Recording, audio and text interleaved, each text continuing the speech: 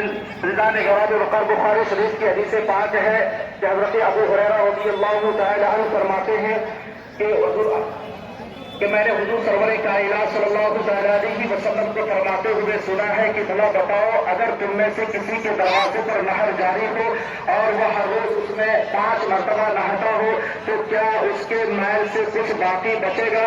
قالوا لا يبقى من درده شيء، فرمایا کہ اس کے میل میں سے کچھ باقی نہیں بچے گا۔ فرمایا یہی مثال پانچوں نماز کی ہے، اور اس کی برکت سے، نماز کی وجہ سے اللہ تعالیٰ اس کے گناہوں کو مٹا دیتا ہے۔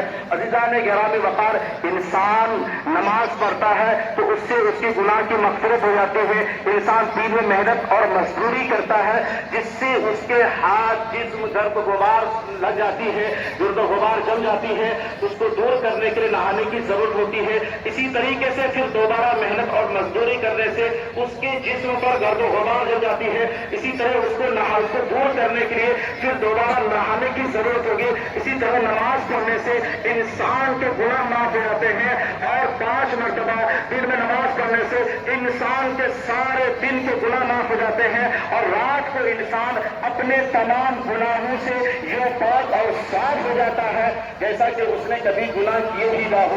عزیزان گرامی وقار، یہ فضیلت ہے، یہ برکت ہے ان لوگوں کی جو نماز پڑھتا ہے۔ اب بتائیے مسلمانوں، آپ کے جسم پر گرد و غبار جم جاتا ہے، اس کو آپ کیسے صاف کرتے ہیں؟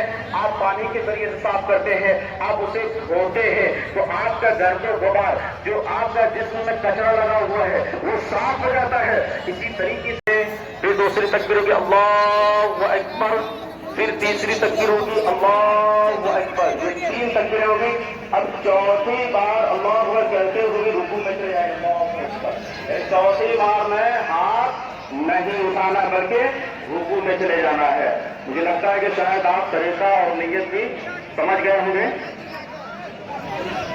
جو حضرات کھڑے ہیں وہ بیٹھ جائیں، اس لیے کہ اب 2 منٹ باقی ہے، وقت مقررہ پر جماعت کھڑی ہو جائے گی۔ آپ حضرات بیٹھ جائیں تاکہ اس وقت جماعت جب کھڑی ہو جائے اللہ کو ناراض کریں۔ آپ بیٹھنے کا انتظام ہے، آپ جہاں جس کو جگہ مل رہی ہے آپ بیٹھ جائیں۔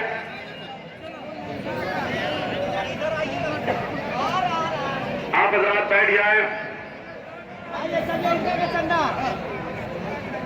رضوان گرامی وقار، اس کے بعد آپ جب نماز سے فارغ ہو جائیں گے، خطبہ سننے کے بعد دعا خانی ہوگی، اس کے بعد جب آپ عیدگاہ چھوڑیں گے، یہاں سے جائیں گے، تو صرف امام صاحب سے نہیں، علماء کرام سے نہیں، بلکہ آپس میں جتنے لوگ ہیں وہ سب ایک دوسرے سے مصافحہ و معانقہ کرتے ہوئے عیدگاہ سے آپ جائیں گے، پھر اس کے گھر جائیے، آپ ایک دوسرے سے سلام کیجیے، پھر وہاں بھی جا کے مصافحہ کیجیے۔ اور یہیں پر جس طریقے سے ہمارا